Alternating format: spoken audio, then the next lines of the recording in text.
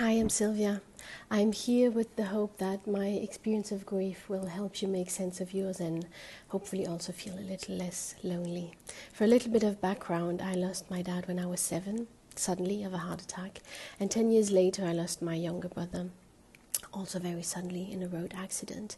And these two accumulated griefs really left me very raw, and back then there was no support really, or not the type of support that we can find today.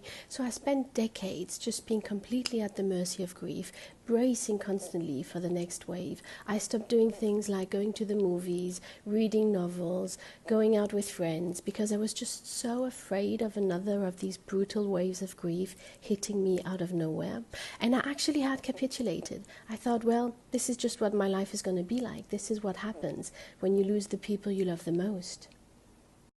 Now, fast forwards a few years, and shortly before lockdown, my older brother also died suddenly in a road accident.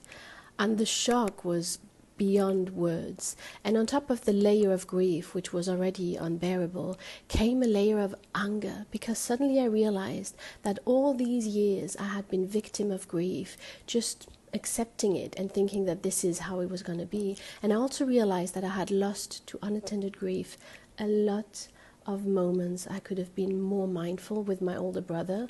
So if there's one ugly truth I learned over the years, is that people die and people die and people die, and it's our responsibility to do something to not lose even more to grief than what we have also lost. So the courses I'm offering you here are really for the quiet hours, so you can do them in your own time. They're self-paced, and hopefully they will help you understand what is going on, the physiology of grief.